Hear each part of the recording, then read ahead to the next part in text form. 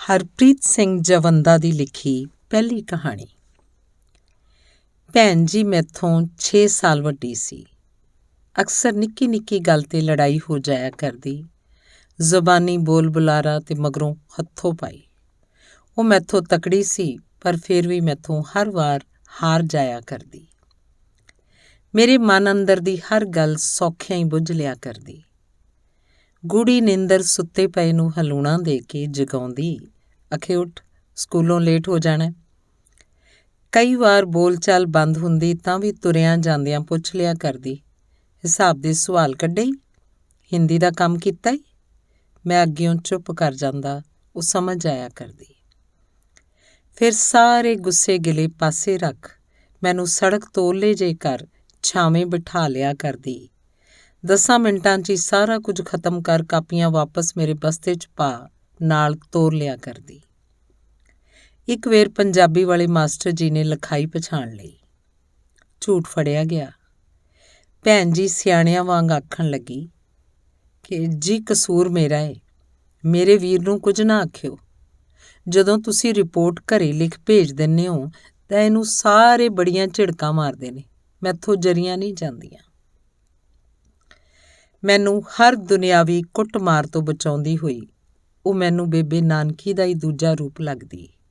ਉਸ ਕੋਲ ਮੇਰੇ ਹਰ ਰੋਗ ਦਾ ਇਲਾਜ ਹੋਇਆ ਕਰਦਾ। ਫਿਰ ਇੱਕ ਦਿਨ ਉਹ ਬੜੀ ਦੂਰ ਵਿਆਹ ਦਿੱਤੀ ਗਈ। ਉਸ ਵੇਲੇ ਤਾਂ ਮਹਿਸੂਸ ਨਾ ਹੋਇਆ, ਪਰ ਮਗਰੋਂ ਖਾਲੀ ਵਿਹੜਾ ਖਾਣ ਨੂੰ ਪਿਆ ਕਰਦਾ। ਲੜ ਝਗੜ ਕੇ ਗੁਜ਼ਾਰ ਦਿੱਤੀਆਂ ਕਿੰਨੀਆਂ ਘੜੀਆਂ ਅਕਸਰ ਚੇਤੇ ਆਇਆ ਕਰਦੀਆਂ। ਫਿਰ ਇੱਕ ਦਿਨ ਘਰਦਿਆਂ ਨੇ ਮੇਰੇ ਕਾਰਜ ਵੀ ਆਰੰਭ ਦਿੱਤੇ। ਉੱਧਰ ਐਨ ਮੌਕੇ 'ਤੇ ਭੈਣ ਜੀ ਦਾ ਆਉਣਾ ਕੈਂਸਲ ਹੋ ਗਿਆ। ਘੋੜੀ ਚੜ੍ਹੇ ਹੋਏ ਦੀ ਵਾਗ ਫੜਾਈ ਦੀ ਰਸਮ ਹੋ ਰਹੀ ਸੀ ਤਾਂ ਹੰਝੂ ਆ ਗਏ। ਗੁੱਸਾ ਵੀ ਆਇਆ। ਮਨ ਹੀ ਮਨ ਧਾਰ ਲਿਆ, ਜਦੋਂ ਵੀ ਅੱਪੜੇਗੀ ਤਾਂ ਬਿਲਕੁਲ ਵੀ ਘਵਾਉਣਾ ਨਹੀਂ, ਭਾਵੇਂ ਜਿੰਨੇ ਮਰਜ਼ੀ ਹਾੜੇ ਕੱਢ ਲਵੇ। ਫਿਰ ਨਾਸ਼ਤੇ ਵੇਲੇ ਕੋਈ ਚੀਜ਼ ਖਾਂਦਿਆਂ ਅਚਾਨਕ ਸੰਘ 'ਚ ਲੱਗੀ ਬੁਰਕੀ ਕਾਰਨ ਖੰਘ ਸ਼ੁਰੂ ਹੋ ਗਈ। ਮੈਂ ਰੋਕਣ ਦੀ ਬਥੇਰੀ ਕੋਸ਼ਿਸ਼ ਕੀਤੀ, ਪਰ ਗੱਲ ਨਾ ਬਣੀ। ਘੜੀ ਮੁੜੀ ਸਿਹਰਾ ਪਾਸੇ ਜੇ ਕਰਕੇ ਗੇਟ ਵੱਲ ਵੇਖ ਲਿਆ ਕਰਦਾ, ਸ਼ਾਇਦ ਹੁਣੀ ਆ ਜਾਵੇ। ਅੰਦਰੋਂ ਅੰਦਰ ਡਰ ਜਿਹਾ ਵੀ ਲੱਗਣ ਲੱਗ ਪਿਆ ਕਿ ਜੇ ਐਨ ਆਨੰਦ ਕਾਰਜ ਵੇਲੇ ਛਿੜ ਗਈ ਫਿਰ ਉਦੋਂ ਕੀ ਕਰੂੰ। ਪਹਿਲੀ ਲਾਮ ਵਾਲੇ ਸ਼ਲੋਕ ਪੜ੍ਹਨ 'ਚ ਅਜੇ ਕੁਝ ਘੜੀਆਂ ਹੀ ਬਾਕੀ ਸਨ ਕਿ ਕਿਸੇ ਨੇ ਪਿੱਛਿਓਂ ਮੋਢੇ 'ਤੇ ਹੱਥ ਰੱਖ ਹਲੂਣਾ ਦਿੱਤਾ। ਉਹੀ ਹਲੂਣਾ ਜਿਹੜਾ ਭੈਣ ਜੀ ਨਿੱਕੇ ਹੁੰਦਿਆਂ ਦਿਆ ਕਰਦੀ ਸੀ।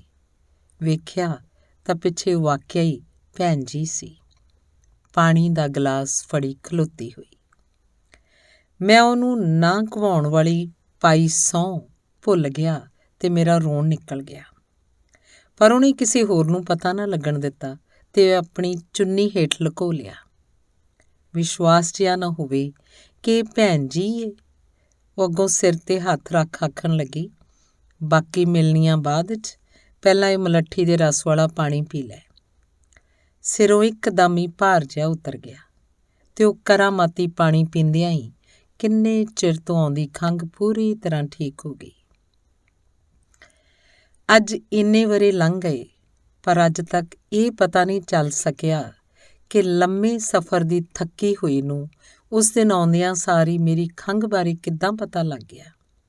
ਦੋਸਤੋ, ਇਹ ਸਾਰਾ ਕੁਝ ਸ਼ਾਇਦ ਉਹਨਾਂ ਵੇਲਿਆਂ ਦੇ ਰੱਬ ਵੱਲੋਂ ਸਿਰਜੇ ਹੋਏ ਕਿਸੇ ਐਸੇ ਦੂਰ ਸੰਚਾਰ ਵਾਲੇ ਸਿਸਟਮ ਕਰਕੇ ਹੀ ਸੰਭਵ ਹੋ ਸਕਿਆ ਹੋਵੇਗਾ, ਜਿਹਨੂੰ ਲੋਕ ਰੱਬ ਦਾ ਰੇਡੀਓ ਆਖ ਯਾਦ ਕਰਿਆ ਕਰਦੇ ਸਨ।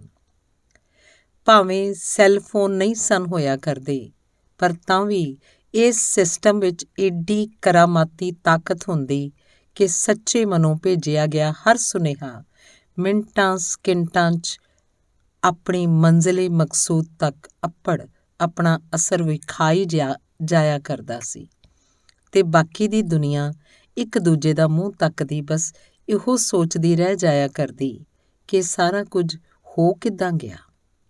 ਦੋਸਤੋ, ਬੇਸ਼ੱਕ ਪੁਲ ਹੇਠੋਂ ਲੰਘਿਆ ਪਾਣੀ ਤੇ ਗੁਜ਼ਰ ਗਿਆ ਵਕਤ ਮੁੜ ਪਰਤ ਕੇ ਦੁਬਾਰਾ ਨਹੀਂ ਆਉਂਦਾ, ਪਰ ਉਹਨਾਂ ਵੇਲਿਆਂ ਨੂੰ ਯਾਦ ਕਰ ਲੈਣਾ ਤੇ ਅਜੇ ਵੀ ਸਾਡੇ ਵੱਸ ਵਿੱਚ ਹੀ ਹੈ।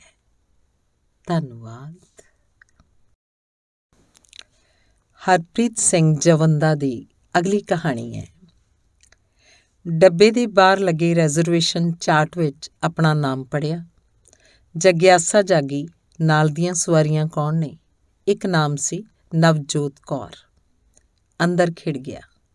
ਚਲੋ 2 ਘੰਟੇ ਦਾ ਸਫ਼ਰ ਚੰਗਾ ਕੱਟ ਜਾਏਗਾ।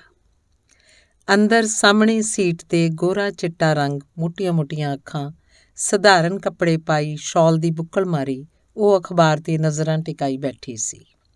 ਨੈਣ ਮਿਲੇ, ਫਿਰ ਮੌਕਾ ਸੰਭਾਲਦੇ ਹੀ ਹਲਕੀ ਜਿਹੀ ਮੁਸਕਾਨ ਦੇ ਨਾਲ ਸਤਿ ਸ੍ਰੀ ਅਕਾਲ ਬੁਲਾ ਦਿੱਤੀ। ਦਿਲਕਸ਼ ਜਿਹੀ ਮੁਸਕਰਾਹਟ ਨਾਲ ਉਹਦੀਆਂ ਗੱਲਾਂ ਵਿੱਚ ਪੈਂਦੇ ਡੂੰਘ ਜਦੋਂ ਉਹਨੇ ਫਤਿਹ ਦਾ ਜਵਾਬ ਦਿੱਤਾ ਤਾਂ ਦਿਲ ਦੀ ਧੜਕਣ ਆਪਣੇ ਉਫਾਨ 'ਤੇ ਜਾ ਪਈ। ਘੜੀ ਕੁ ਮਗਰੋਂ ਗੱਲਬਾਤ ਦਾ ਸਿਲਸਿਲਾ ਵੀ ਤੁਰ ਜਿਹਾ ਗਿਆ। ਮਾਲ ਮਹਿਕਮੇ 'ਚ ਅਫਸਰ ਦੀ ਹੋਈ ਨਵੀਂ ਨਿਯੁਕਤੀ 'ਤੇ ਪਹਿਲੀ ਹਾਜ਼ਰੀ ਲਈ ਵਾਇਆ ਰਾਜਪੁਰਾ ਚੰਡੀਗੜ੍ਹ ਨੂੰ ਜਾ ਰਹੀ ਸੀ। ਮਾਪਿਆਂ ਦੀ ਇਕਲੌਤੀ ਸੰਤਾਨ ਦਾ ਪਿਛੋਕੜ ਹੈ ਤਾਂ ਭਾਵੇਂ ਪੇਂਡੂ ਹੀ ਸੀ, ਪਰ ਗੋਤ ਜੱਟਾਂ ਦਾ ਹੋਣ ਕਰਕੇ ਅੰਦਰੋਂ ਅੰਦਰੀ ਲੱਡੂ ਭੁਰ ਰਹੇ ਸਨ। ਸੂਰਤ ਤੇ ਸੀਰਤ ਦਾ ਐਸਾ ਸੁਮੇਲ ਸ਼ਾਇਦ ਹੀ ਕਦੀ ਵੇਖਿਆ ਹੋਵੇ। ਵੇਖਿਆ ਭੁੱਖ ਲੈ ਜਾਂਦੀ, ਗੱਲ ਕਰਦੀ ਤਾਂ ਇੰਝ ਲੱਗਦਾ ਫੁੱਲ ਝੜ ਰਹੇ ਹੋਣ।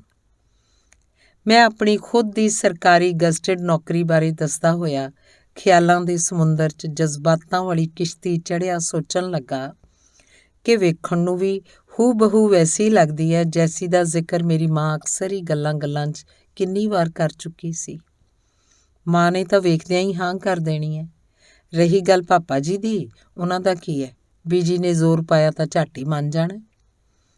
ਮਨ ਹੀ ਮਨ ਬਣ ਗਈ ਇਸ ਜੋੜੀ ਬਾਰੇ ਸੋਚ। ਰੱਬ ਦਾ ਸ਼ੁਕਰਾਨਾ ਵੀ ਕਰ ਮਾਰਿਆ।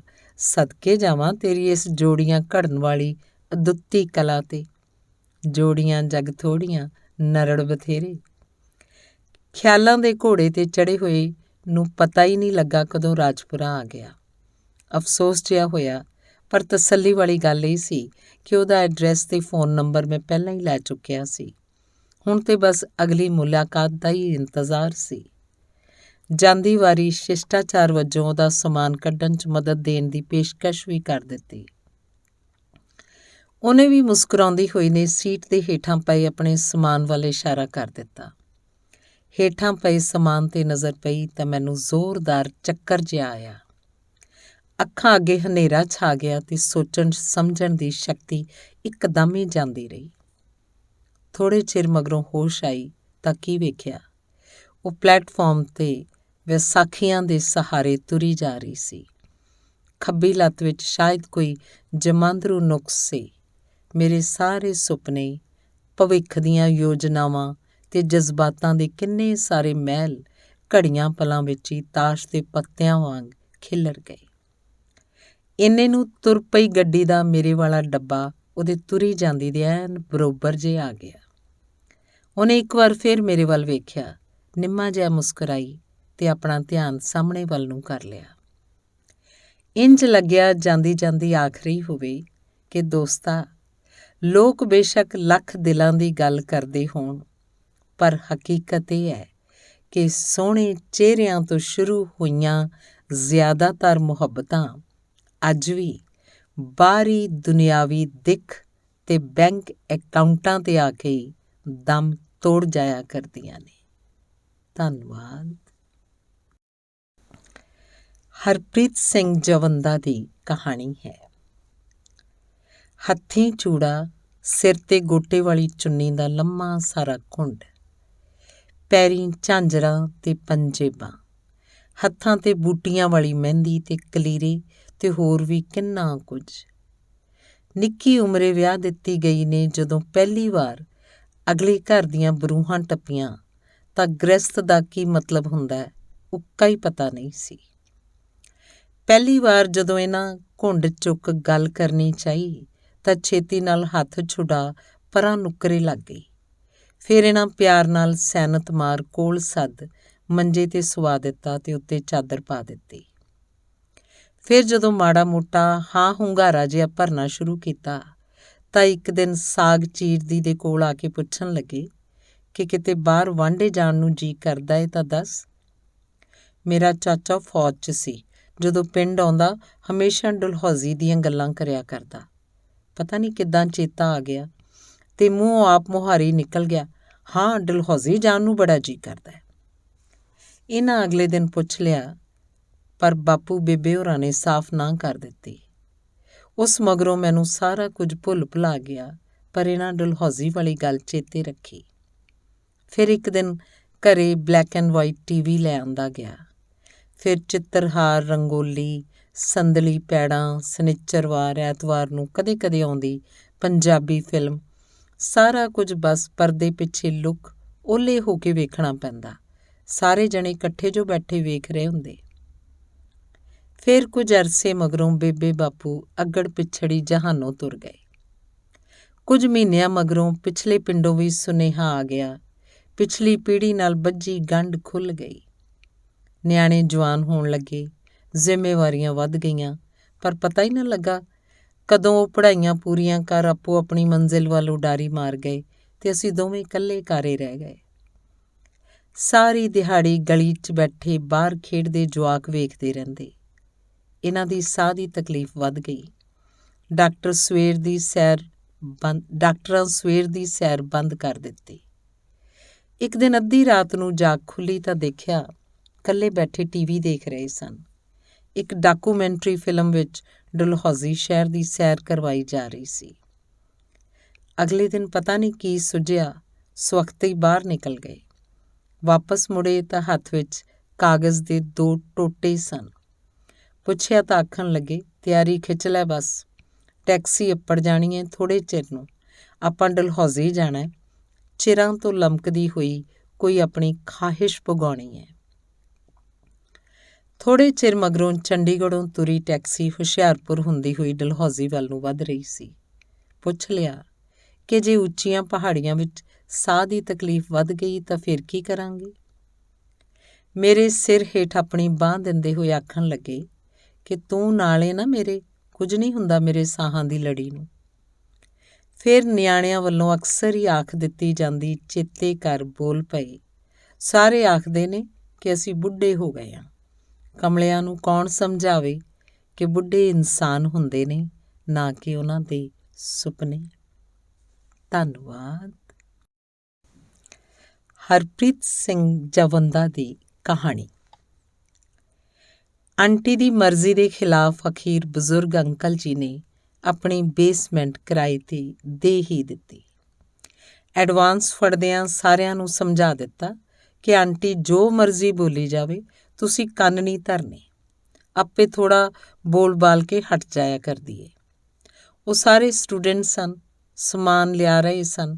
ਆਂਟੀ ਨੇ ਉੱਚੀ ਉੱਚੀ ਬੋਲਣਾ ਸ਼ੁਰੂ ਕਰ ਦਿੱਤਾ, ਪਾਣੀ ਧਿਆਨ ਨਾਲ ਵਰਤਣਾ ਪਏਗਾ, ਰਾਤੀ ਕੁਵੇਲੇ ਨਹੀਂ ਆਉਣਾ, ਸਫਾਈ ਰੱਖਣੀ ਪੈਣੀ, ਜੇ ਮਿਊਜ਼ਿਕ ਉੱਚੀ ਲੱਗਾ ਤਾਂ ਤੁਹਾਡੀ ਖੈਰ ਨਹੀਂ, ਬਾਹਰੋਂ ਘਾਹ ਕੱਟਣਾ ਤੁਹਾਡੀ ਜ਼ਿੰਮੇਵਾਰੀ ਹੋਏਗੀ, ਫੋਨ 'ਤੇ ਹੌਲੀ ਗੱਲ ਕਰਨੀ ਹੈ। ਉਹ ਸਾਰੇ ਚੁੱਪਚਾਪ ਸਾਰਾ ਕੁਝ ਸੁਣੀ ਜਾ ਰਹੇ ਸਨ। ਹੁਣ ਆਂਟੀ ਦਾ ਗੱਲ 'ਤੇ ਗੁੱਸੇ ਹੋ ਕੇ ਉੱਚੀ ਉੱਚੀ ਬੋਲਣਾ ਲਗਭਗ ਰੋਜ਼ ਦੀ ਰੂਟੀਨ ਜਿਹਾ ਬਣ ਗਿਆ ਸੀ। ਉਹ ਸਾਰੇ ਅਕਸਰ ਹੀ ਸੋਚਿਆ ਕਰਦੇ ਕਿ ਪਤਾ ਨਹੀਂ ਅੰਕਲ ਇੰਨਾ ਕੁਝ ਕਿੱਦਾਂ ਸਹਿ ਲੈਂਦੇ ਨੇ। ਹੁਣ ਪਤਾ ਲੱਗਾ ਕਿ 3 ਪੁੱਤਰ ਸਨ, ਵਿਆਹੇ ਵਰੇ, ਪਰ ਨਾਲ ਕੋਈ ਵੀ ਨਹੀਂ ਸੀ ਰਹਿੰਦਾ। ਸ਼ਾਇਦ ਘਰ 'ਚ ਪਏ ਰਹਿੰਦੇ ਹਰ ਵੇਲੇ ਦੇ ਕਲਾ ਕਲੇਸ਼ ਦਾ ਇਹੋ ਕਾਰਨ ਸੀ। ਉਸ ਦਿਨ ਸਵੇਰੇ ਸਵੇਰੇ ਉਮੀਦ ਦੇ ਉਲਟ ਬਿਲਕੁਲ ਹੀ ਸ਼ਾਂਤੀ ਵਾਲਾ ਮਾਹੌਲ ਸੀ। ਲੱਗਦਾ ਆਂਟੀ ਅੱਜ ਘਰੇ ਨਹੀਂ, ਇੱਕ ਹੌਲੀ ਜੀ ਬੋਲਿਆ, ਪਰ ਬਾਹਰ ਦਾ ਬੂਹਾ ਖੁੱਲ੍ਹਾ ਦੇਖ ਜਦੋਂ ਸਾਰੇ ਉੱਪਰ ਨੂੰ ਗਏ ਤਾਂ ਆਂਟੀ ਰਸੋਈ 'ਚ ਭੁੰਜੇ ਡਿੱਗੀ ਹੋਈ ਬੇਹੋਸ਼ ਪਈ ਸੀ। ਇੱਕ ਨੇ ਉਸੇ ਵੇਲੇ ਐਂਬੂਲੈਂਸ ਕਾਲ ਕਰ ਦਿੱਤੀ, ਦੂਜੇ ਨੇ ਸੈਰ 'ਤੇ ਗਏ ਅੰਕਲ ਨੂੰ ਫੋਨ ਕਰ ਦਿੱਤਾ ਤੇ ਤੀਜਾ ਕਾਰ ਸਟਾਰਟ ਕਰਨ ਬਾਹਰ ਦੌੜ ਗਿਆ। ਮਿੰਟਾਂ ਸਕਿੰਟਾਂ 'ਚ ਹੀ ਡਾਕਟਰੀ ਸਹਾਇਤਾ ਪੜ ਗਈ ਤੇ 2 ਕੁ ਘੰਟਿਆਂ ਬਾਅਦ ਹਸਪਤਾਲ ਦੇ ICU ਵਿੱਚੋਂ ਅੱਖਾਂ ਪੂੰਝਦੇ ਤੁਰੇ ਆਉਂਦੇ ਅੰਕਲ ਨੇ ਦੱਸਿਆ ਕਿ ਵੱਡਾ ਹਾਰਟ ਅਟੈਕ ਸੀ ਤੇ ਜੇ ਥੋੜ੍ਹੀ ਜਿੰਨੀ ਵੀ ਦੇਰ ਹੋ ਜਾਂਦੀ ਤਾਂ। ਮਗਰੋਂ ਤਿੰਨੇ ਨਿਯਮਤ ਤਰੀਕੇ ਨਾਲ ਹਸਪਤਾਲ 'ਚ ਹਾਜ਼ਰੀ ਭਰਦੇ ਰਹੇ ਤੇ ਚੌਥੇ ਦਿਨ ਆਂਟੀ ਨੂੰ ਘਰੇ ਲੈ ਆਂਦਾ ਗਿਆ। ਇੱਕ ਦਿਨ ਆਂਟੀ ਤਿੰਨਾਂ ਨੂੰ ਕੋਲ ਸੱਦ ਪੁੱਛਣ ਲੱਗੀ ਕਿ ਤੁਸੀਂ ਸਾਰੇ ਇੰਨਾ ਸ਼ਾਂਤ ਕਿਉਂ ਰਹਿੰਦੇ ਹੋ ਅਤੇ ਪਹਿਲਾਂ ਵਾਂਗ ਹੱਲਾ ਗੁੱਲਾ ਕਿਉਂ ਨਹੀਂ ਕਰਦੇ? ਕੀ ਗੱਲ ਹੋ ਗਈ? ਕਿਉਂਕਿ ਤੁਸੀਂ ਗੁੱਸਾ ਕਰਦੇ ਹੋ ਅਤੇ ਝਿੜਕਾਂ ਵੀ ਮਾਰਦੇ ਹੋ, ਇੱਕ ਝਕਦਾ ਹੋਇਆ ਬੋਲਿਆ। ਹਾਂ, ਝਿੜਕਾਂ ਤਾਂ ਹੁਣ ਵੀ ਪੈਣਗੀਆਂ, ਪਰ ਅੱਗੇ ਆਂਟੀ ਮਾਰਿਆ ਕਰਦੀ ਸੀ, ਹੁਣ ਤੁਹਾਡੀ ਮਾਂ ਮਾਰਿਆ ਕਰੇਗੀ। ਤਿੰਨਾਂ ਨੂੰ ਕਲਾਵੇ 'ਚ ਲੈਂਦੀ ਹੋਈ ਆਂਟੀ ਨੂੰ ਲੱਗ ਰਿਹਾ ਸੀ ਜਿੱਦਾਂ ਉਹਦੇ ਤਿੰਨੋਂ ਪੁੱਤਰ ਅੱਜ ਘਰ ਵਾਪਸ ਪਰਤ ਆਏ ਹੋਣ। ਧੰਨਵਾਦ। ਹਰਪ੍ਰੀਤ ਸਿੰਘ ਜਵੰਦਾ ਦੀ ਅਗਲੀ ਕਹਾਣੀ। ਸੈਰ ਮਗਰੋਂ ਹਰ ਸਵੇਰੇ ਜਦੋਂ ਪਾਰਕ ਦੇ ਬੈਂਚ 'ਤੇ ਸਾਹ ਲੈਣ ਬੈਠਦਾ ਤਾਂ ਉਹ ਦੋਵੇਂ ਨੇੜੇ ਦੇ ਢੇਰ ਵਿੱਚੋਂ ਪਲਾਸਟਿਕ ਚੁਗਦੀਆਂ ਹੋਈਆਂ ਗੱਲਾਂ ਕਰਦੀਆਂ ਸਾਫ਼-ਸਾਫ਼ ਸੁਣਾਈ ਦਿੰਦੀਆਂ। ਹੌਲੀ ਉਮਰ ਵਾਲੀ ਭੋਲੀ ਤੇ ਵਡੇਰੀ ਉਮਰ ਵਾਲੀ ਹਰਨਾਮੋ ਨਾਮ ਵੀ ਯਾਦ ਹੋ ਗਏ ਸੀ। ਇੱਕ ਦਿਨ ਹਰਨਾਮੋ ਭੋਲੀ ਨੂੰ ਆਖਣ ਲੱਗੀ, ਅੜੀਏ, ਜੇ ਕਿਤੇ ਕੋਈ ਥਰਮਸ ਪਈ ਮਿਲੇ ਤਾਂ ਦੇ ਦੇਈਂ, ਵੱਡੇ ਨੂੰ ਚਾਹੀਦੀ ਏ। 10ਵੀਂ ਦੇ ਪੇਪਰਾਂ ਦੀ ਤਿਆਰੀ ਕਰਦਾ ਆਥਣ ਤੀਕਰ ਠੰਡੀ ਚਾਹ ਪੀ ਕਮਲਾ ਹੋ ਜਾਂਦਾ। ਮੈਂ ਸੋਚਣ ਲੱਗਾ, ਘਰੇ ਕਿੰਨੀਆਂ ਥਰਮਸਾਂ ਵਾਧੂ ਪਈਆਂ ਨੇ, ਕੱਲ੍ਹ ਇੱਕ ਲਿਆ ਕੇ ਦੇ ਦੇਵਾਂਗਾ। ਪਰ ਫਿਰ ਸੋਚਿਆ, ਕਿਸੇ ਤੰਗ ਨਜ਼ਰੀਏ ਵਾਲੇ ਨੇ ਦੇਖ ਲਿਆ ਤਾਂ ਪਤਾ ਨਹੀਂ ਕੀ ਸੋਚੂ। ਉੱਤੋਂ ਸਵੈ-ਮਾਣ ਵਾਲੇ ਘੋੜੇ 'ਤੇ ਚੜ੍ਹੇ ਇਹ ਲੋਕ ਸ਼ਾਇਦ ਇੱਦਾਂ ਦਿੱਤੀ ਚੀਜ਼ ਦਾ ਬੁਰਾ ਹੀ ਨਾ ਮੰਨ ਜਾਣ। ਅਗਲੇ ਦਿਨ ਮੂੰਹ ਨੇਰੇ ਨਵੀਂ ਨਕੋਰ ਥਰਮਸ ਲਿਆ ਉਸ ਕੂੜੇ ਦੇ ਢੇਰ 'ਤੇ ਰੱਖ ਦਿੱਤੀ। ਅਰਦਾਸ ਕਰਨ ਲੱਗਾ ਕਿ ਥਰਮਸ ਜੋੜੀ ਤੋਂ ਪਹਿਲਾਂ ਕੋਈ ਹੋਰ ਹੀ ਨਾ ਚੁੱਕ ਕੇ ਲੈ ਜਾਏ। ਪਰ ਅੱਜ ਸਿਰਫ ਭੋਲੀ ਆਈ ਸੀ, ਹਰਨਾਮੋ ਕਿਧਰੇ ਵੀ ਨਾ ਦਿਸੀ। ਕੂੜਾ ਫਰੋਲਦੀ ਭੋਲੀ ਨੇ ਥਰਮਸ ਦੇਖੀ, ਫਿਰ ਆਸੇ-ਪਾਸੇ ਦੇਖਿਆ, ਫਿਰ ਛੇਤੀ ਨਾਲ ਚੁੱਕ ਝੋਲੇ 'ਚ ਪਾ ਲਈ। ਮੈਨੂੰ ਮੇਰੀ ਬਣੀ ਬਣਾਈ ਸਕੀਮ ਮਿੱਟੀ 'ਚ ਮਿਲਦੀ ਹੋਈ ਲੱਗਣ ਲੱਗੀ। ਸੋਚਣ ਲੱਗਾ ਕਿ ਪਤਾ ਨਹੀਂ ਜਿਹਦੀ ਅਮਾਨਤ ਸੀ ਉਸ ਕੋਲ ਪੁੱਜਦੀ ਵੀ ਹੈ ਕਿ ਨਹੀਂ। ਖੈਰ, ਮੇਰੇ ਬੈਠਿਆਂ ਹੀ ਹਰਨਾਮੋ ਵੀ ਉੱਥੇ ਆ ਗਈ ਅਤੇ ਭੋਲੀ ਨੇ ਉਹ ਥਰਮਸ ਝੱਟ-ਪੱਟ ਹੀ ਆਪਣੇ ਝੋਲੇ 'ਚੋਂ ਕੱਢ ਉਹਦੇ ਹਵਾਲੇ ਕਰ ਦਿੱਤੀ। ਥਰਮਸ ਫੜਦੀ ਹੋਈ ਹਰਨਾਮੋ ਦੇ ਚਿਹਰੇ ਦੇ ਭਾਵ ਕੁਝ ਇੱਦਾਂ ਦੇ ਸਨ ਜਿੱਦਾਂ ਕੋਈ ਪਹਾੜ ਜਿੱਡੀ ਮੁਸ਼ਕਿਲ ਹੱਲ ਹੋ ਗਈ ਹੋਵੇ। ਕਾਫੀ ਅਰਸੇ ਮਗਰੋਂ ਜਦੋਂ ਹਰਨਾਮ ਕੌਰ ਨੂੰ ਇਹ ਆਖਦਿਆਂ ਸੁਣਿਆ ਕਿ ਪੁੱਤ ਵਧੀਆ ਨੰਬਰ ਲੈ ਕੇ ਪਾਸ ਹੋ ਗਿਆ ਹੈ, ਤਾਂ ਕੋਲ ਬੈਂਚ 'ਤੇ ਬੈਠੇ ਹੋਏ ਨੂੰ ਇੰਝ ਲੱਗਾ ਜਿੱਦਾਂ ਮੇਰਾ ਖੁਦ ਦਾ ਵਜ਼ੀਫਾ ਲੱਗ ਗਿਆ ਹੋਵੇ। ਉੱਪਰਲੇ ਵੱਲੋਂ ਚਲਾਈ ਜਾਂਦੀ ਯੂਨੀਵਰਸਿਟੀ ਵਾਲਾ ਵਜ਼ੀਫਾ, ਉਹੀ ਯੂਨੀਵਰਸਿਟੀ ਜਿੱਥੇ ਕਦੀ ਵੀ ਕੋਈ ਲਿਖਤੀ ਇਮਤਿਹਾਨ ਨਹੀਂ ਲਿਆ ਜਾਂਦਾ, ਸਿਰਫ ਪ੍ਰੈਕਟੀਕਲ ਦੇ ਹੀ ਨੰਬਰ ਲੱਗਿਆ ਕਰਦੇ ਨੇ। ਧੰਨਵਾਦ। ਹਰਪ੍ਰੀਤ ਸਿੰਘ ਜਵੰਦਾ ਦੀ ਕਹਾਣੀ। ਸਿਕਿਉਰਿਟੀ ਚੈਕਿੰਗ ਕਰਨ ਗਏ ਨੂੰ ਅੱਗਿਓਂ ਇੱਕ ਅਫਰੀਕਨ ਵੀਰ ਮਿਲ ਗਿਆ। ਕੈਨੇਡਾ ਆਏ ਨੂੰ ਥੋੜ੍ਹਾ ਚਿਰ ਹੀ ਹੋਇਆ ਸੀ। ਪਰੇਸ਼ਾਨ ਜਿਹਾ ਦਿਸਿਆ ਤਾਂ ਕਾਰਨ ਪੁੱਛ ਲਿਆ। ਆਖਣ ਲੱਗਾ, ਨਵਾਂ ਮੁਲਕ, ਨਵਾਂ ਮਾਹੌਲ, ਕੁਝ ਘਰੇਲੂ ਔਕੜਾਂ ਵੀ ਨੇ। ਫਿਰ ਗਲ ਪਾਈ ਵਰਦੀ ਵਿਖਾਉਂਦਾ ਹੋਇਆ ਆਖਣ ਲੱਗਾ ਕਿ ਇਸ ਪੁਰਾਣੀ ਹੋ ਗਈ ਵਿੱਚ ਥੋੜ੍ਹੀ ਠੰਡ ਵੀ ਲੱਗਦੀ ਰਹਿੰਦੀ ਏ। ਅੱਗੋਂ ਆਖਿਆ ਕਿ ਵੀਰਾ ਘਬਰਾ ਨਾ, 1-2 ਦਿਨਾਂ 'ਚ ਨਵੀਂ ਵਰਦੀ ਤੇ ਸਿਆਲ 'ਚ ਕੰਮ ਆਉਂਦਾ ਹੋਰ ਕਿੰਨਾ ਸਾਰਾ ਨਿੱਕ ਸੁੱਕ ਮੈਂ ਖੁਦ ਹੀ ਤੇਰੇ ਕੋਲ ਪਹੁੰਚਦਾ ਕਰ ਦਿਆਂਗਾ। ਖੁਸ਼ ਹੋ ਗਿਆ। ਪਿੱਛੋਂ ਸਾਡੇ ਵਰਗੇ ਸਿਸਟਮ ਵਿੱਚੋਂ ਹੀ ਇੱਥੇ ਆਏ ਨੂੰ ਸ਼ਾਇਦ ਏਡੀ ਛੇਤੀ ਆਪਣੇ ਕੰਮ ਦੇ ਹੋ ਜਾਣ ਦੀ ਆਸ ਬਿਲਕੁਲ ਵੀ ਨਹੀਂ ਸੀ। ਵਾਪਸ ਪਰਤਦਾ ਹੋਇਆ ਜਦੋਂ ਮੈਂ ਅਜੇ ਥੋੜ੍ਹੀ ਵਾਟ ਤੱਕ ਹੀ ਗਿਆ ਹੋਵਾਂਗਾ ਕਿ ਪਿੱਛੋਂ ਉੱਚੀ ਸਾਰੀ ਆਵਾਜ਼ ਵਿੱਚ ਬੋਲੇ ਸੋ ਨਿਹਾਲ ਦਾ ਜੈਕਾਰਾ ਛੱਡ ਦਿੱਤਾ। ਠੰਡੀ ਕਾਲੀ ਰਾਤ ਵਿੱਚ ਮੇਰੇ ਲੂੰ ਕੰਡੇ ਖੜ੍ਹੇ ਹੋ ਗਏ।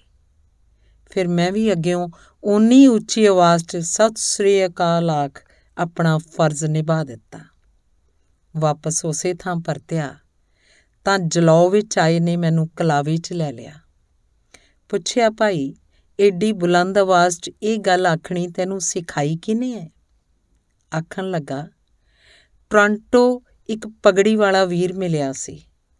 ਅਕਸਰ ਸਮਝਾਇਆ ਕਰਦਾ ਕਿ ਜੇ ਕਦੀ ਕੋਈ ਅੜਿਆ ਹੋਇਆ ਕੰਮ ਰਾਹ ਦਾ ਰੋੜਾ ਬਣ ਜਾਏ ਤੇ ਜਾਂ ਫਿਰ ਕਦੇ ਕਿਸੇ ਕਿਸਮ ਦੀ ਉਦਾਸੀ ਜ਼ਹਿਨ 'ਤੇ ਭਾਰੂ ਹੋ ਜਾਏ ਤਾਂ ਇੰਨੀ ਗੱਲ ਆਖਣ ਨਾਲ ਸਭ ਕੁਝ ਠੀਕ ਹੋ ਜਾਂਦਾ ਹੈ। ਤੇ ਜਦੋਂ ਸਭ ਕੁਝ ਠੀਕ ਹੋ ਜਾਏ ਤਾਂ ਉਸ ਰੱਬ ਦਾ ਸ਼ੁਕਰਾਨਾ ਵੀ ਇਹੋ ਗੱਲ ਆਖ ਕੇ ਹੀ ਕੀਤਾ ਜਾ ਸਕਦਾ ਹੈ। ਯਕੀਨ ਮੰਨਿਓ, ਬੇਗਾਨੀ ਧਰਤ ਤੋਂ ਆਏ ਤੇ ਸਾਡੀ ਬੋਲੀ ਤੋਂ ਅਣਜਾਣ ਇੰਜ ਦੇ ਕਈ ਵੀਰਾਂ ਨੂੰ ਸ਼ੁਗਲ ਦੇ ਤੌਰ 'ਤੇ ਹੀ ਮਾਵਾਂ ਭੈਣਾਂ ਦੀਆਂ ਗਾਲਾਂ ਤੇ ਹੋਰ ਊਲ ਜਲੂਲ ਸਿਖਾਉਂਦੇ ਹੋਏ ਆਪਣੇ ਕਿੰਨੇ ਭੁੱਲੜ ਵੀਰ ਜ਼ਹਿਨ 'ਚ ਆ ਗਏ। ਮੁੜ ਲੋਰ ਚਾਏ ਨੇ ਮੈਂ ਵੀ ਉੱਚੀ ਆਵਾਜ਼ 'ਚ ਉਹੀ ਜੈਕਾਰਾ ਇੱਕ ਵਾਰ ਫੇਰ ਛੱਡ ਦਿੱਤਾ। ਇਸ ਵਾਰ ਜਵਾਬ ਦੇਣ ਦੀ ਵਾਰੀ ਸ਼ਾਇਦ ਉਹਦੀ ਸੀ। ਇਸ ਵਾਰ ਪੁੱਛਣ ਲੱਗਾ ਕਿ ਹੁਣ ਤੂੰ ਕਾਹਤੋਂ ਛੱਡਿਆ? ਜਵਾਬ ਦਿੱਤਾ ਕਿ ਇੱਥੇ ਆਏ ਦੇ ਹੁਣ ਤੱਕ ਮੇਰੇ ਵੀ ਕਿੰਨੇ ਸਾਰੇ ਵਿਗੜੇ ਹੋਏ ਕੰਮ ਉਸ ਅੱਗੇ ਕੀਤੀ ਅਰਦਾਸ ਕਰਕੇ ਹੀ ਸੰਵਰੇ ਨੇ, ਪਰ ਸ਼ੁਕਰੀਆ ਕਰਨਾ ਮੈਂ ਵੀ ਹਰ ਵਾਰ ਹੀ ਭੁੱਲਦਾ ਆ ਰਿਹਾ। ਅੱਜ ਤੇਰੇ ਯਾਦ ਕਰਵਾਉਣ ਮਗਰੋਂ ਬਸ ਉਸੇ ਸ਼ੁਕਰਾਨੇ ਦੀ ਪਹਿਲੀ ਕਿਸ਼ਤ ਮੋੜੀਏ। ਧੰਨਵਾਦ। ਹਰਪ੍ਰੀਤ ਸਿੰਘ ਜਵੰਦਾ ਦੀ ਕਹਾਣੀ। ਤੀਜੇ ਮਹੀਨੇ ਅਕਸਰ ਹੀ ਆਉਂਦੀਆਂ ਸਰੀਰਕ ਪਰੇਸ਼ਾਨੀਆਂ ਮੈਨੂੰ ਇੰਨਾ ਜ਼ਿਆਦਾ ਤੰਗ ਨਾ ਕਰਿਆ ਕਰਦੀਆਂ ਜਿੰਨਾ ਮੇਰੇ ਢਿੱਡ ਵੱਲ ਵੇਖ ਸ਼ੁਰੂ ਹੋ ਜਾਂਦੀ ਖੁਸਰ ਫੁਸਰ ਸਤਾਇਆ ਕਰਦੀ। ਇੱਧਰ ਆ ਕੇ ਕਿੰਨਾ ਕਿੰਨਾ ਚਿਰ ਫੋਨ 'ਤੇ ਇੰਡੀਆ ਲੱਗੇ ਰਿਹਾ ਕਰਦੇ।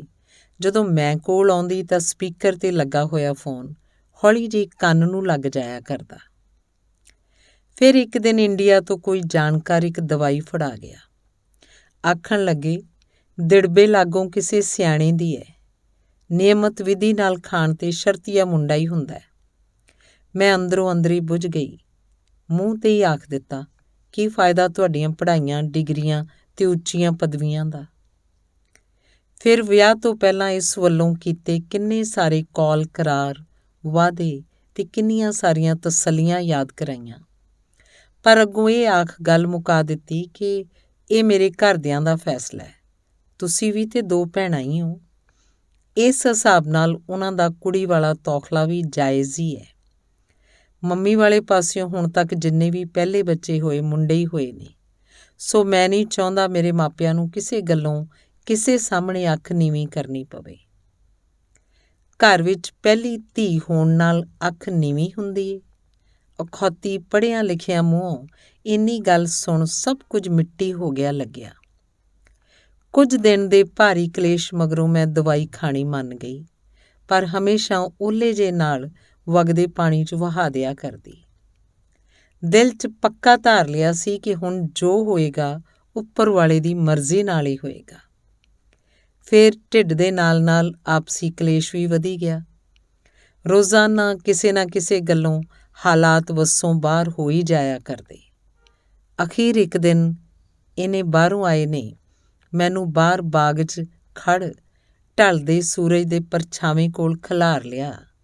ਸੱਜਾ ਗੋਡਾ ਭੋਏ 'ਤੇ ਲਾ ਕੇ ਮੁੰਡੇ ਵਾਲੀ ਰਿਪੋਰਟ ਮੈਨੂੰ ਫੜਾ ਦਿੱਤੀ ਤੇ ਨਾਲ ਹੀ ਮੇਰੇ ਵਧੇ ਹੋਏ ਢਿੱਡ ਨੂੰ ਚੁੰਮਦਿਆਂ ਹੋਇਆਂ ਸੈਲਫੀ ਖਿੱਚ ਉਸੇ ਵੇਲੇ ਸੋਸ਼ਲ ਮੀਡੀਆ 'ਤੇ ਪਾ ਦਿੱਤੀ। ਕਨਫਰਮ ਜੋ ਹੋ ਗਿਆ ਸੀ ਕਿ ਆਉਣ ਵਾਲਾ ਜੀ ਮੁੰਡਾ ਹੀ ਹੈ। ਮਿੰਟਾਂ ਸਕਿੰਟਾਂ ਵਿੱਚ ਹੀ ਵਧਾਈਆਂ ਵਾਲੀ ਸੁਨਾਮੀ ਜਿਹੀ ਆ ਗਈ। ਬੇਸ਼ੱਕ ਅੰਦਰੋਂ ਅੰਦਰੀ ਅਸੀਂ ਦੋਵੇਂ ਹੀ ਆਪਣੇ ਆਪ ਨੂੰ ਵੱਡੇ ਜੇਤੂ ਮੰਨੀ ਜਾ ਰਹੇ ਸਾਂ, ਪਰ ਹਾਵ ਭਾਵ ਤੋਂ ਜ਼ਿਆਦਾ ਖੁਸ਼ ਮੈਂ ਹੀ ਲੱਗ ਰਹੀ ਸੀ। ਦਿੜਬੇ ਵਾਲੇ ਦਾ ਝੂਠ ਮੇਰੀ ਜ਼ਿੱਦ ਅੱਗੇ ਚਾਰੋਂ ਖਾਨੇ ਚਿੱਤ ਜੋ ਹੋ ਗਿਆ ਸੀ। True story. ਧੰਨਵਾਦ। ਹਰਪ੍ਰੀਤ ਸਿੰਘ ਦੀ ਲਿਖੀ ਅਗਲੀ ਕਹਾਣੀ। ਹਾਲ ਬਾਜ਼ਾਰ ਕਿੰਨੀ ਅੰਦਰ ਇੱਕ ਭੀੜੀ ਜਿਹੀ ਗਲੀ ਦੀ ਨੁੱਕਰ 'ਤੇ ਅੱਪੜ ਇੱਕ ਮੁੰਡੇ ਨੂੰ ਹਰਬੰਸ ਸਿੰਘ ਦਰਜੀ ਦਾ ਪਤਾ ਪੁੱਛਿਆ। ਉਹਨੇ ਚੁਬਾਰੇ ਵੱਲ ਇਸ਼ਾਰਾ ਕਰ ਦਿੱਤਾ। ਨਿੱਕੀ ਇੱਟ ਦੇ ਬਣੇ ਪੁਰਾਣੇ ਜਿਹੇ ਮਕਾਨ ਦੀਆਂ 25-30 ਪੌੜੀਆਂ ਚੜ੍ਹ ਉੱਪਰ ਪਹੁੰਚਿਆ ਤਾਂ ਸਾਹੋ ਸਾਹੀ ਹੋ ਗਏ ਦਾ ਕਿੰਨਾ ਸਾਰਾ ਮੁੜਕਾ ਝੋ ਗਿਆ। ਸੋਚਣ ਲੱਗਾ ਹੁਣ ਹੇਠਾਂ ਉਤਰਦਿਆਂ ਪਤਾ ਨਹੀਂ ਕੀ ਬਣੂ ਮੇਰਾ। ਅੱਗੇ ਵੇਖਿਆ 11 ਕੁ ਸਾਲਾਂ ਦਾ ਮੁੰਡਾ ਮਸ਼ੀਨ ਚਲਾ ਰਿਹਾ ਸੀ। ਪੁੱਛਿਆ ਤਾਂ ਆਖਣ ਲੱਗਾ ਪਾਪਾ ਜੀ ਘੜੀ ਕੁ ਹੋਏ ਬਾਹਰ ਨੂੰ ਗਏ ਨੇ। ਆਖਿਆ ਕੋਟ ਸਵਾਉਣਾ ਹੈ, ਕੋਈ ਡਿਜ਼ਾਈਨ ਹੈ ਤੇ ਵਿਖਾ। ਉਹਨੇ ਕਿੰਨੇ ਸਾਰੇ ਸਿਲੇ ਹੋਏ ਕੋਟਾਂ ਦੇ ਸੈਂਪਲ ਸਾਹਮਣੇ ਰੱਖ ਦਿੱਤੇ। ਰੇਟ ਪੁੱਛੇ ਤੇ ਆਖਣ ਲੱਗਾ ਸਧਾਰਨ ਕੋਟ ਦੇ 200 ਤੇ ਡਿਜ਼ਾਈਨਰ ਦੇ 500। ਸਾਰੇ ਡਿਜ਼ਾਈਨ ਵੇਖੇ ਮਨ ਅਸ਼-ਅਸ਼ ਕਰ ਉੱਠਿਆ। ਇੰਨੀ ਵਧੀਆ ਸਿਲਾਈ ਤੇ ਸਲੀਕੇ ਦੀਆਂ ਕਰੀਜ਼ਾਂ, ਉੱਤੋਂ ਬਣਾ ਸਵਾਰ ਕੇ ਰੱਖੀਆਂ ਹੋਈਆਂ ਕਿੰਨੀਆਂ ਸਾਰੀਆਂ ਵੰਨਗੀਆਂ। ਮੇਨ ਬਾਜ਼ਾਰ ਦੇ ਸ਼ੋਅਰੂਮ ਵਾਲਿਆਂ ਦੇ ਦਰਜੀ ਦੇ ਰੇਟ ਅੱਖਾਂ ਅੱਗੇ ਘੁੰਮ ਗਏ। ਸੋਚਣ ਲੱਗਾ ਕਿ ਉਹ ਹੁਣ ਤਾਂ ਇਸ ਤਰ੍ਹਾਂ ਦੇ ਇੱਕ ਸੂਟ ਦੇ ਪੱਕਾ 2000 ਤੋਂ ਘੱਟ ਨਾ ਲੈਣ। ਫਿਰ ਹਰਬੰਸ ਸਿੰਘ ਨੂੰ ਉਡੀਕਦਾ ਹੋਇਆ ਮੁੰਡੇ ਨਾਲ ਗੱਲੀਂ ਲੱਗ ਗਿਆ। 7ਵੀਂ 'ਚ ਪੜ੍ਹਦਾ ਸੀ ਤੇ ਸਕੂਲ ਮਗਰੋਂ ਕੁਝ ਘੰਟੇ ਪਾਪਾ ਜੀ ਨਾਲ ਬੈਠਿਆ ਕਰਦਾ ਸੀ। ਫਿਰ ਅਚਾਨਕ ਬਿੜਕ ਜਿਹੀ ਹੋਈ। ਹਰਬੰਸ ਸਿੰਘ ਉੱਪਰ ਪਹੁੰਚ ਗਿਆ। ਕੀ ਦੇਖਿਆ? ਇੱਕ ਲੱਤ ਹੈ ਹੀ ਨਹੀਂ ਸੀ। ਪੌੜੀਆਂ ਚੜ੍ਹ ਆਏ ਨੇ ਲੱਕੜ ਦੀਆਂ ਦੋਵੇਂ ਵਿਸਾਖੀਆਂ ਪਾਸੇ ਰੱਖ ਦਿੱਤੀਆਂ। ਮੈਂ ਮਨ ਹੀ ਮਨ ਸੋਚਣ ਲੱਗਾ ਕਿ ਮਾਤੜ ਦਿਨ 'ਚ ਘੱਟੋ ਘੱਟ 5-7 ਵਾਰ ਤੇ ਜ਼ਰੂਰ ਉਤਰਦਾ ਚੜ੍ਹਦਾ ਹੋਣਾ। ਮੁੜ ਹੋਰ ਵੀ ਕਿੰਨੀਆਂ ਗੱਲਾਂ ਦਾ ਪਤਾ ਲੱਗਾ। ਫੌਜ 'ਚੋਂ ਰਿਟਾਇਰਡ ਸੀ। ਬਾਰਡਰ 'ਤੇ ਤਾਇਨਾਤੀ ਦੌਰਾਨ ਰਾਹ 'ਚ ਦੱਬੇ ਬੰਬ 'ਤੇ ਪੈਰ ਰੱਖ ਹੋਇਆ ਇੱਕ ਪੈਰ ਉੱਡ ਗਿਆ। ਦੁਕਾਨ 'ਤੇ ਦੋਹਾਂ ਦੇ ਹਾਲਾਤ ਵੇਖ ਤਰਸ ਜਿਹਾ ਆਇਆ ਤੇ ਮੇਰੀਆਂ ਅੱਖਾਂ ਵਿੱਚੋਂ ਹਮਦਰਦੀ ਦੇ ਸੋਮੇ ਜਿਹੇ ਫੁੱਟਣ ਲੱਗੇ। ਅਖੀਰ ਨੂੰ 2 ਡਿਜ਼ਾਈਨਰ ਸੂਟਾਂ ਦਾ ਆਰਡਰ ਦੇ ਕੇ ਤੁਰਨ ਲੱਗਾ ਤਾਂ ਆਖ ਦਿੱਤਾ, ਹਰਬੰਸ ਸਿੰਘ ਜੀ, ਆਹ ਲਓ 1000 ਰੁਪਏ ਰੱਖ ਲਓ, 500 ਫੇਰ ਜਦੋਂ ਲੈਣ ਆਵਾਂਗਾ। ਮੈਨੂੰ ਸਾਰੇ ਡਿਜ਼ਾਈਨ ਤੇ ਤੁਹਾਡਾ ਸੁਭਾਅ ਬੜੇ ਜ਼ਿਆਦਾ ਪਸੰਦ ਆਏ ਨੇ। ਅੱਗੋਂ ਆਖਣ ਲੱਗਾ, ਇੰਜ ਨਹੀਂ ਹੋਣਾ ਸਾਹਿਬ ਜੀ, ਗੁਰੂ ਰਾਮਦਾਸ ਦੀ ਨਗਰੀ ਦਾ ਦਰਜੀ ਹਾਂ, ਵਪਾਰੀ ਨਹੀਂ ਕਿ ਲੱਗੀ ਲਾ ਲਵਾਂ। 2 ਸੂਟਾਂ ਦੇ ਸਿਰਫ 1000 ਰੁਪਏ ਹੀ ਬਣਦੇ ਨੇ ਤੇ 1000 ਹੀ ਲਵਾਂਗਾ। ਰਹੀ ਗੱਲ ਤਰਸ ਤੇ ਹਮਦਰਦੀ ਦੀ, ਇਹ ਦੋਵੇਂ ਚੀਜ਼ਾਂ ਇਸ ਫੌਜੀ ਦੇ ਆਤਮ ਸਨਮਾਨ ਤੋਂ ਬਹੁਤ ਛੋਟੀਆਂ ਨੇ। ਵਿਸਾਖੀਆਂ ਮੇਰੇ ਪੈਰਾਂ ਨੂੰ ਚਾਹੀਦੀਆਂ, ਮੇਰੇ ਦਿਮਾਗ ਨੂੰ ਨਹੀਂ। ਮੈਂ ਇਹ ਸਪਸ਼ਟ ਜਿਹਾ ਜਵਾਬ ਸੁਣ ਚੁੱਪਚਾਪ ਹੇਠਾਂ ਉਤਰ ਆਇਆ। ਹੈਰਾਨਗੀ ਇਸ ਗੱਲ ਦੀ ਹੋਈ ਕਿ ਇਸ ਵਾਰ ਪੌੜੀਆਂ ਉਤਰਦਿਆਂ ਨਾ ਤਾਂ ਕੋਈ ਸਾਹ ਹੀ ਚੜ੍ਹਿਆ ਤੇ ਨਾ ਹੀ ਮੱਥੇ 'ਤੇ ਮੁੜਕੇ ਦੀ ਕੋਈ ਸਿੱਪੀ ਪੂੰਝਣੀ ਪਈ। ਧੰਨਵਾਦ। ਹਰਪ੍ਰੀਤ ਸਿੰਘ ਜਵੰਦਾ ਦੀ ਲਿਖੀ ਅਗਲੀ ਕਹਾਣੀ।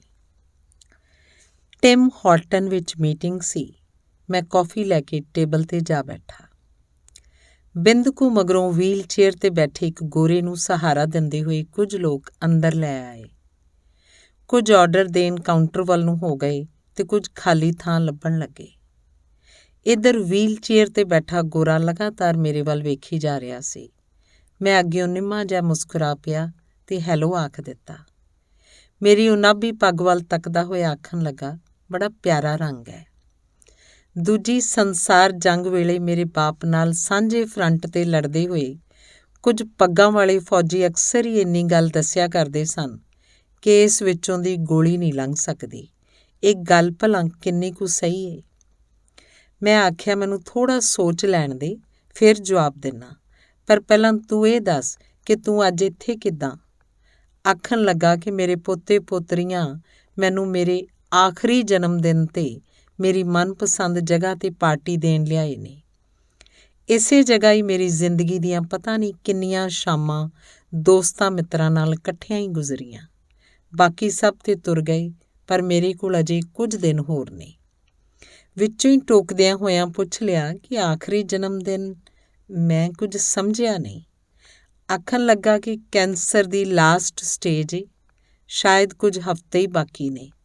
ਹਸਪਤਾਲੋਂ ਉਚੇਚਾ 1 ਦਿਨ ਦੀ ਛੁੱਟੀ ਦਵਾ ਕੇ ਲਿਆਏ ਨੇ ਸਾਰੇ। ਮੈਂ ਉਦਾਸੀ ਲੁਕਾਉਂਦਿਆਂ ਹੋਇਆਂ ਪੁੱਛਿਆ ਕਿ ਇੱਥੇ ਤੇਰਾ ਮਨਪਸੰਦ ਟੇਬਲ ਕਿਹੜਾ ਹੋਇਆ ਕਰਦਾ ਸੀ? ਹੱਸ ਪਿਆ ਤੇ ਆਖਣ ਲੱਗਾ ਕਿ ਇਹੀ ਜਿੱਥੇ ਇਸ ਵੇਲੇ ਹੁਣ ਤੂੰ ਬੈਠਾ ਹੋਇਆ। ਅੱਗੋਂ ਮੈਂ ਆਪਣਾ ਸਮਾਨ ਸਮੇਟਣ 'ਚ ਭੋਰਾ ਜਿੰਨੀ ਵੀ ਦੇਰ ਨਾ ਲਾਈ ਤੇ ਉਹਨੂੰ ਦੱਸ ਦਿੱਤਾ ਕਿ ਦੋਸਤਾ, ਜੇ ਜਿਉਣ ਦਾ ਜਜ਼ਬਾ ਤੇ ਉਹਦੀ ਹੋਂਦ ਵਿੱਚ ਵਿਸ਼ਵਾਸ ਹੋਵੇ ਤਾਂ ਵਾਕਿਆ ਹੀ ਇਸ ਵਿੱਚ ਗੋਲੀ ਤਾਂ ਕੀ, ਟੈਂਕ ਦਾ ਗੋਲਾ ਵੀ ਲੰਘ ਜਾਏ, ਕੁਝ ਨਹੀਂ ਵਿਗਾੜ ਸਕਦਾ। ਅੱਗੋਂ ਸਵਾਲੀਆ ਨਜ਼ਰਾਂ ਨਾਲ ਸ਼ਾਇਦ ਮੇਰੀ ਆਖੀ ਗੱਲ ਦਾ ਵਿਸਥਾਰ ਜਾਣਨਾ ਚਾਹ ਰਿਹਾ ਸੀ। ਫਿਰ 65, 71 ਤੇ 84 ਤੇ ਮਗਰੋਂ ਦੀਆਂ ਕਿੰਨੀਆਂ ਕਹਾਣੀਆਂ ਸੰਖੇਪ 'ਚ ਦੱਸ ਦਿੱਤੀਆਂ। ਪਰ ਚੱਲਦੇ ਵਾਰਤਾਲਾਪ ਦੇ ਖਾਤਮੇ ਦਾ ਇੰਤਜ਼ਾਰ ਕਰਦੇ ਹੋਏ ਉਹਦੇ ਨਾਲਦਿਆਂ ਵੱਲ ਦੇਖ ਮੈਂ ਹਿਸਾਬ ਲਾ ਲਿਆ ਕਿ ਉਹਦੀ ਜ਼ਿੰਦਗੀ ਦੇ ਬਾਕੀ ਬਚੇ ਹੋਏ ਸਾਹਾਂ 'ਤੇ ਕਿਸੇ ਹੋਰ ਦਾ ਵੀ ਹੱਕ ਏ। ਕਾਹਲੀ ਨਾਲ ਫਤਿਹ ਬੁਲਾ ਦਿੱਤੀ ਤੇ ਆਖਿਆ ਕਿ ਦੋਸਤਾ, ਜੇ ਜ਼ਿੰਦਗੀ ਨੇ ਫੇਰ ਕਦੀ ਮੋਹਲਤ ਦਿੱਤੀ ਤਾਂ ਬਾਕੀ ਦੀ ਕਹਾਣੀ ਜ਼ਰੂਰ ਦੱਸਾਂਗਾ। ਸੋ ਦੋਸਤੋ, ਪਹਿਲੀ ਗੱਲ, ਜੇ ਕਿਸੇ ਆਪਣੇ ਮਿੱਤਰ ਪਿਆਰੇ ਦੀ ਸੱਚੇ ਮਨੋਂ ਖਾਤਰਦਾਰੀ ਕਰਨੀ ਲੋਚਦੇ ਹੋ ਤਾਂ ਉਹਦੇ ਜਿਉਂਦੇ ਜੀ ਹੀ ਕਰ ਲੈਣੀ ਬਣਦੀ ਏ। ਉਹਦੇ ਤੁਰ ਜਾਣ ਮਗਰੋਂ ਸਿਰਫ ਦਿਖਾਵੇ ਖਾਤਰ ਪਾਏ ਹੋਏ ਕਿੰਨੇ ਸਾਰੇ ਵੈਣ ਕੀਰਨੇ ਤੇ ਭੋਗ 'ਤੇ ਕੱਢੀਆਂ ਮਣਾ ਮੂੰਹ ਜਲੇਬੀਆਂ ਦੀ ਭੋਰਾ ਜਿੰਨੀ ਬੁੱਕਤ ਨਹੀਂ ਹੁੰਦੀ। ਤੇ ਦੂਜੀ ਗੱਲ, ਦਸਮ ਪਿਤਾ ਦੀ ਅਪਾਰ ਕਿਰਪਾ ਸਦਕਾ ਪੂਰੇ ਜਹਾਨ ਦੀ ਨਜ਼ਰ ਵਿੱਚ ਦਸਤਾਰ ਦੀ ਅਸਲ ਪਛਾਣ ਹੁਣ ਇੰਜ ਪਸਾਰਾ ਕਰ ਰਹੀ ਏ ਜਿੱਦਾਂ ਚੜ੍ਹਦੇ ਸੂਰਜ ਦਾ ਚਾਨਣ। ਸੋ ਇਹ ਸਾਡੇ 'ਤੇ ਨਿਰਭਰ ਕਰਦਾ ਹੈ ਕਿ ਚਾਰੇ ਪਾਸੇ ਤੋਂ ਉੱਠ ਰਹੇ ਸਿਆਹ ਬੱਦਲਾਂ ਦੇ ਵਿੱਚ ਸੂਰਜ ਦੇ ਇਸ ਅਦੁੱਤੀ ਚਾਨਣ ਨੂੰ ਸਦੀਵੀਂ ਬਰਕਰਾਰ ਕਿੱਦਾਂ ਰੱਖਣਾ ਹੈ, ਕਿਉਂਕਿ ਅਕਸਰ ਵੇਖਿਆ ਗਿਆ ਹੈ ਕਿ ਗਲਤੀ ਇੱਕ ਦਸਤਾਰ ਕੋਲੋਂ ਹੁੰਦੀ ਹੈ ਪਰ ਝੁਕਣਾ ਹਜ਼ਾਰਾਂ ਨੂੰ ਪੈਂਦਾ ਹੈ। ਧੰਨਵਾਦ। ਹਰਪ੍ਰੀਤ ਸਿੰਘ ਜਵੰਦਾ ਦੀ ਲਿਖੀ ਕਹਾਣੀ। ਭੂਆ ਤੇ ਫੁੱਫੜ ਜੀ ਜਦੋਂ ਵੀ ਆਉਂਦੇ ਸਾਰੇ ਪਿੰਡ ਨੂੰ ਚਾਅ ਜਿਹਾ ਚੜ੍ਹ ਜਾਇਆ ਕਰਦਾ। ਸਾਰੇ ਪਿੰਡ ਦੀ ਭੂਆ ਜੀ ਗਲੀ ਦੇ ਜੁਆਕਾਂ ਲਈ ਕਿੰਨੀਆਂ ਸਾਰੀਆਂ ਸ਼ੈਆਂ ਜੂ ਲਿਆਇਆ ਕਰਦੀ ਸੀ। ਪਰ ਉਸ ਦਿਨ ਫੁੱਫੜ ਜੀ ਇਕੱਲਾ ਹੀ ਆਇਆ। ਪਤਾ ਲੱਗਾ ਭੂਆ ਜੀ ਥੋੜ੍ਹੀ ਢਿੱਲੀ ਸੀ। ਫੁੱਫੜ ਜੀ ਦੇ ਕੈਂਟੀਨ ਵਿੱਚੋਂ ਲਿਆਂਦੇ ਫੌਜੀ ਸਾਈਕਲ ਅੱਗੇ ਇੱਕ ਬੈਟਰੀ ਨਾਲ ਚੱਲਣ ਵਾਲੀ ਬੱਤੀ ਲੱਗੀ ਹੁੰਦੀ ਸੀ। ਨਿਆਣੇ ਉੱਚੇ ਝਾਕਿਆ ਕਰਦੇ, ਫੁੱਫੜ ਜੀ ਇੱਕ ਵੇਰ ਜਗਾ ਕੇ ਤਾਂ ਵਿਖਾਓ। ਪਰ ਉਸ ਦਿਨ ਫੁੱਫੜ ਜੀ ਥੋੜ੍ਹਾ ਉਦਾਸ ਸਨ। ਆਖਣ ਲੱਗੇ, ਪੁੱਤਰੋ, ਖਰਾਬ ਹੋ ਗਈ ਏ, ਅੱਜ ਨਹੀਂ ਜਗਦੀ। ਉਸ ਸ਼ਾਮ ਨਾ ਬੱਤੀ ਜਗੀ ਤੇ ਨਾ ਭੂਆ ਜੀ ਹੀ ਆਈ। ਕਿੰਨੀਆਂ ਸ਼ੈਆਂ ਦੀ ਆਸ ਲਾਈ ਨੱਸੇ ਆਏ ਨਿਆਣੇ ਖਾਲੀ ਹੱਥੀਂ ਨਿਰਾਸ਼ ਹੋ ਕੇ ਘਰਾਂ ਨੂੰ ਮੁੜ ਗਏ। ਫੁੱਫੜ ਜੀ ਨੂੰ ਆਇਆਂ ਨੂੰ ਅਜੇ ਥੋੜ੍ਹੀ ਦੇਰ ਹੀ ਹੋਈ ਹੋਣੀ ਹੈ ਕਿ ਮਗਰੋਂ ਸੁਨੇਹਾ ਆ ਗਿਆ, ਘਰ ਇੱਕ ਪੁੱਤ ਨੇ ਜਨਮ ਲਿਆ। ਵਿਆਹ ਤੋਂ ਪੂਰੇ 10 ਸਾਲਾਂ ਬਾਅਦ ਮਿਲੀ ਇਸ ਖੁਸ਼ੀ ਨੇ ਨਾਨਕਿਆਂ ਦੇ ਵਿਹੜੇ ਚਾਰੇ ਪਾਸੇ ਖੁਸ਼ੀਆਂ ਖੇੜੇ ਖਿਲਾਰ ਦਿੱਤੇ। ਫੁੱਫੜ ਜੀ ਸਹੁਰਿਆਂ ਦੀ ਪੱਕੀ ਰੋਟੀ ਛੱਡ ਉਸੇ ਵੇਲੇ ਆਪਣੇ ਪਿੰਡ ਨੂੰ ਪਰਤਣ ਲਈ ਤਿਆਰ ਹੋ ਗਏ। ਫਿਰ ਤੁਰਦਿਆਂ ਤੁਰਦਿਆਂ ਇੱਕ ਕਰਾਮਾਤ ਹੋਈ। ਸਾਈਕਲ ਦੀ ਖਰਾਬ ਹੋਈ ਬੱਤੀ ਵੀ ਆਪਣੇ ਆਪ ਹੀ ਜਗ ਤੁਰੀ ਤੇ ਸਾਰੀ ਹਨੇਰੀ ਗਲੀ 'ਚ ਚਾਨਣ ਜਿਹਾ ਹੋ ਗਿਆ। ਅਚਾਨਕ ਹੋ ਗਏ ਚਾਨਣ ਨੂੰ ਵੇਖ ਆਪਣੇ ਘਰਾਂ ਵਿੱਚ ਰੋਟੀ ਖਾਂਦੇ ਕਿੰਨੇ ਸਾਰੇ ਨਿਆਣੇ ਵੀ ਬਾਹਰ ਨਿਕਲ ਆਏ। ਖੁਸ਼ੀ 'ਚ ਖੀਵੇ ਹੋਇਆਂ ਨੂੰ ਸਿਰਫ ਸਾਈਕਲ ਦੀ ਜਗ ਪਈ ਬੱਤੀ ਦਾ ਚਾਨਣ ਹੀ ਦਿਸ ਰਿਹਾ ਸੀ, ਪਰ ਉਹ ਬੱਲਬ ਨਹੀਂ ਸਨ ਦਿਸ ਰਹੇ ਜਿਹੜੇ ਫੁੱਫੜ ਜੀ ਦੇ ਵਜੂਦ ਅੰਦਰ 10 ਸਾਲਾਂ ਬਾਅਦ ਅੱਜ ਪਹਿਲੀ ਵੇਰ ਜਗੇ ਸਨ। ਧੰਨਵਾਦ।